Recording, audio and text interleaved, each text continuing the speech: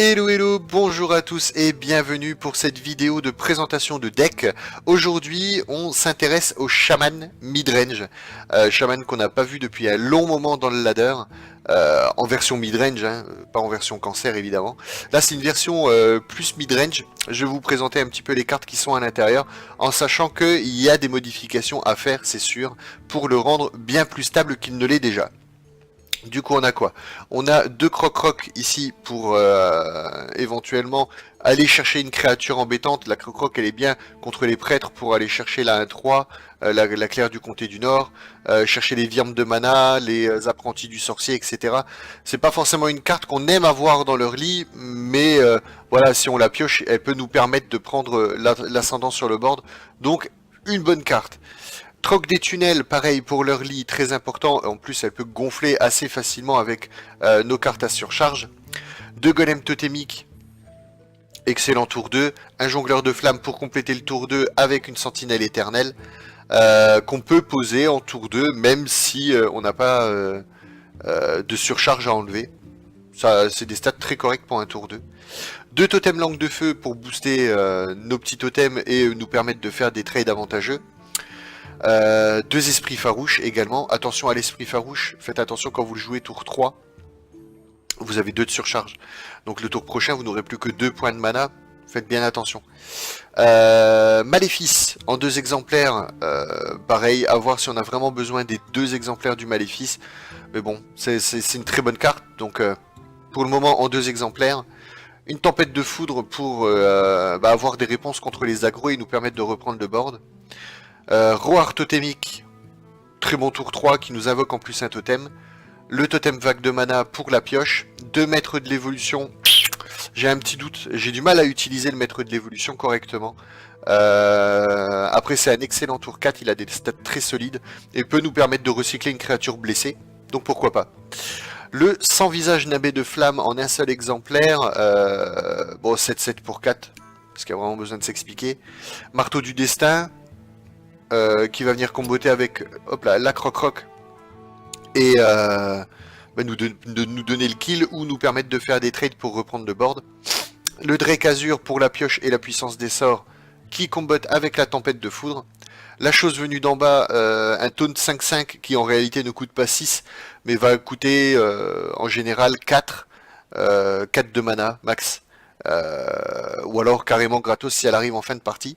L'élémentaire de feu pour nous faire reprendre le board, et Alakir qui peut comboter avec l'arme croc-croc pour le kill, ou alors nous permettre de reprendre le board, toujours le même principe. C'est un deck avec lequel on veut le contrôle du terrain. À partir du moment où on le perd, en règle générale, on a perdu la partie. Donc c'est un deck compliqué avec la méta actuelle, on a beaucoup de decks midrange et le Zo qui a le contrôle du board, très très compliqué à garder en place, mais si vous arrivez à le faire, vous avez quasiment gagné la partie. C'est un deck avec lequel j'ai fait une très bonne série de victoires hier, j'ai fait une très grosse série de lose ce matin, mais bon, voilà, hein, je veux dire, c'est la méta qui veut ça, mais c'est un deck qui est solide. On peut penser à l'Argus éventuellement pour contrer les agros, ou à l'écuyère d'argent, qui est là, écuyère, voilà, à l'écuyère d'argent, pour ajouter un tour 1 supplémentaire et nous permettre de prendre le board peut-être un petit peu plus facilement dès le début de la partie. Bref. J'ai fait une game, j'ai enregistré une game, on va regarder tout ça ensemble, et puis bon, analyser un petit peu, vous avez du coup l'occasion d'analyser ma façon de jouer et les possibilités qu'offre ce deck. Donc on est rang 16, je fais un peu du va-et-vient en ce moment.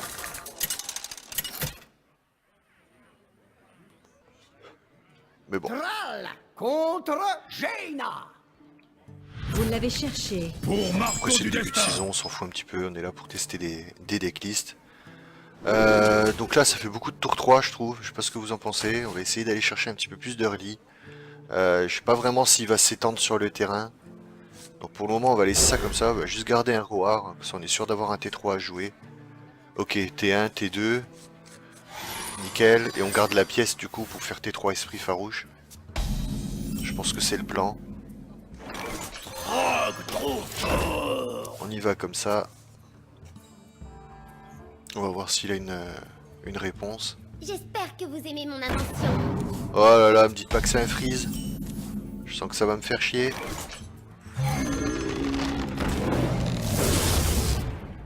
On le respecte ou pas? Parce que là, si je le laisse, il peut taper et faire un truc. Donc on va lui gérer. J'ai pas envie de perdre mon temps tout de suite.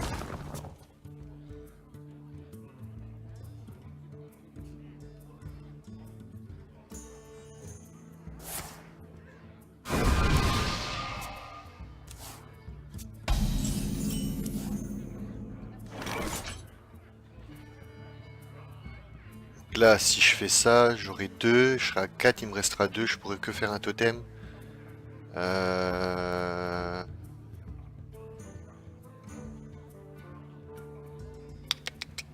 suis pas vraiment... On va faire ça comme ça.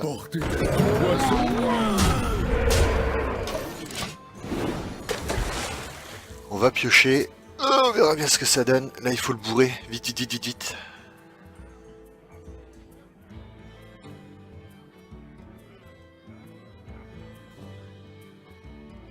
J'espère que vous aimez mon invention.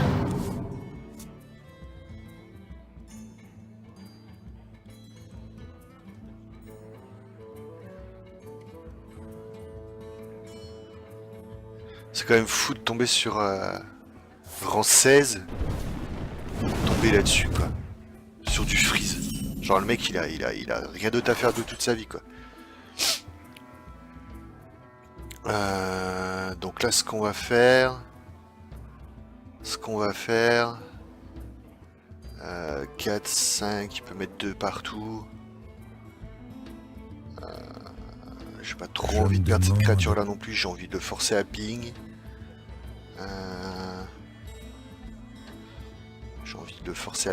Du coup, tant pis, on perd un petit peu de dégâts. On va faire ça comme ça. On va l'évoluer. On récupère le 3-3.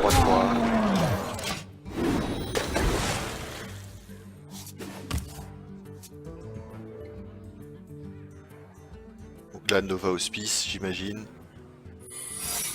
Ah, même pas. Bon, il ping là-dessus, très bien.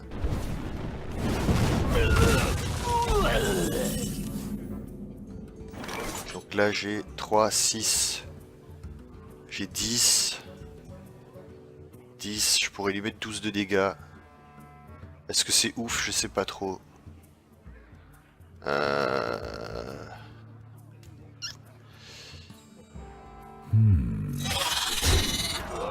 Ok.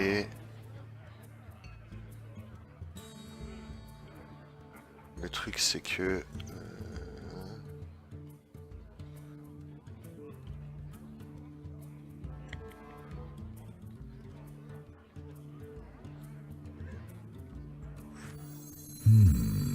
Il faut qu'on garde notre totem de pioche de toute façon. Un peu de temps. Décision logique.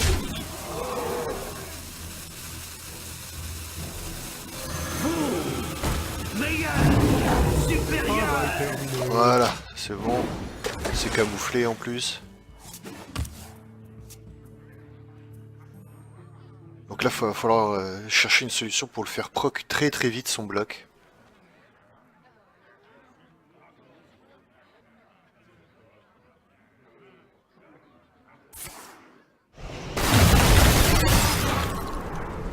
Ok, ça gère rien du tout.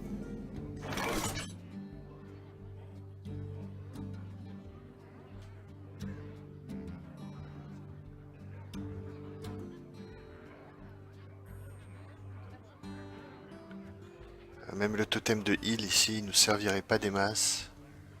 Je me demande...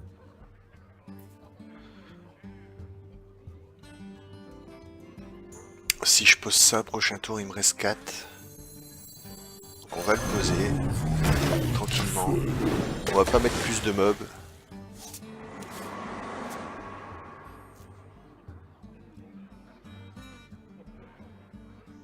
Choc de flamme, j'imagine.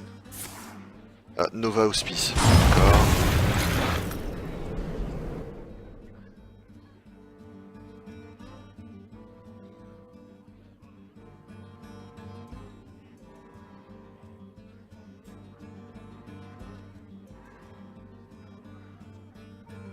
allez, joue quelque chose, Je sérieux. me demande...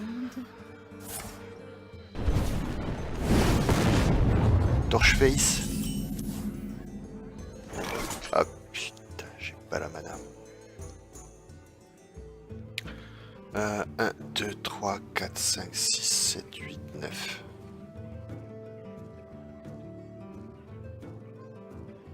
Si je joue rien, Je me demande... si je joue rien, j'ai pas le... Donc qu'est-ce qu'on fait? On le met à 6. On peut le mettre à 6.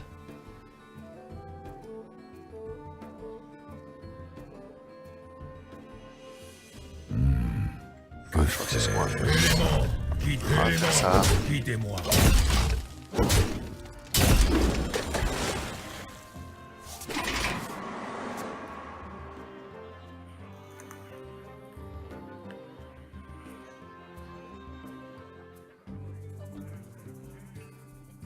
Je peux faire un jet de besoin?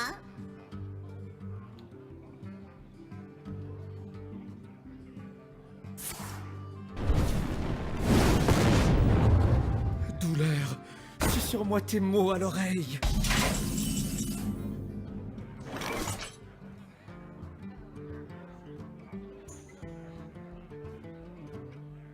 Donc là c'est bon, j'ai assez de cartes en main.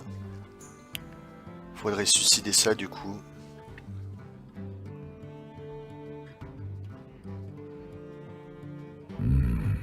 Que faire?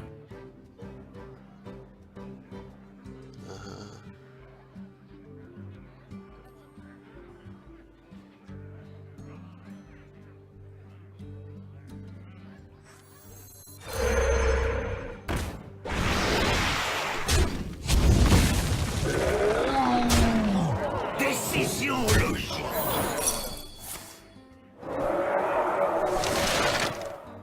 Nous avons peu de temps.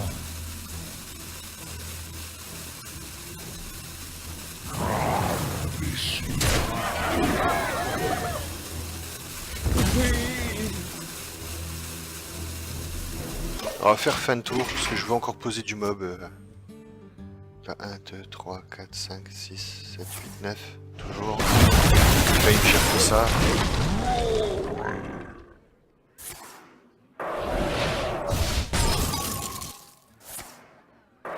Ok. GG mec. Bien joué. Ça chauffe par ici. Enfin voilà, je veux dire, je pense que c'était une erreur de sa part, c'est mal joué. Enfin, il a mis des dégâts avant d'avoir son Alex, etc. Donc voilà. Victoire assez simple, on n'a pas trop blindé le board, on a fait attention, on a tourné autour des AOE. Donc voilà, hein, tout simplement. Une game assez facile. Enfin bref, vous voyez un petit peu comment fonctionne le deck, on essaye de faire une sortie dans l'ordre. On fait toujours attention à la surcharge, c'est un deck dans lequel c'est très important de toujours calculer la mana avec, qui va vous rester au tour d'après. C'est hyper important, savoir que si je joue ça, tour prochain, je vais avoir tant de mana, est-ce que j'ai quelque chose à jouer dans ma main pour tant de mana? Si c'est pas le cas, réfléchissez bien quand même. Avant de faire, à moins que ce soit vraiment game breaker, ou que ça vous donne le létal, ou que ça vous set up létal on board, pourquoi pas, mais si c'est pas le cas, prenez plutôt des plays un peu plus safe que de vous bloquer un tour. Il n'y a rien de pire pour un chaman qu'un tour à vide. Enfin bref, du coup, moi je vous laisse sur cette game, n'hésitez pas à aller tester le deck, vous avez plein de possibilités de changement. Comme je disais, le maître de l'évolution peut éventuellement en cut 1, je trouve qu'il n'est pas si dingue que ça, dans tout du moins dans la méta actuelle. On a quand même une méta qui est assez agressive. À la Kyr, pareil, si vous ne l'avez pas, on peut très bien s'arrêter à l'élémentaire de feu, et pourquoi pas du coup rajouter une écuyère.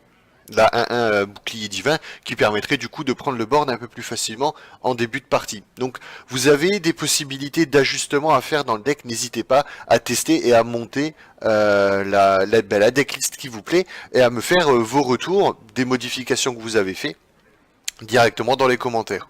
En attendant, j'espère que cette vidéo vous aura plu. On se retrouve très très vite pour une prochaine vidéo. Ce sera peut-être du zoo ou du chasseur, une liste chasseur mid que j'aime beaucoup, qui marche pas trop mal. Peut-être même du dragon, voilà, enfin, vous voyez un petit peu les choses que j'ai testées. Donc on verra bien selon l'humeur du jour. En tout cas, encore une fois, j'espère que la vidéo vous aura plu. On se retrouve très très vite pour une prochaine vidéo. Ah, ciao les gens!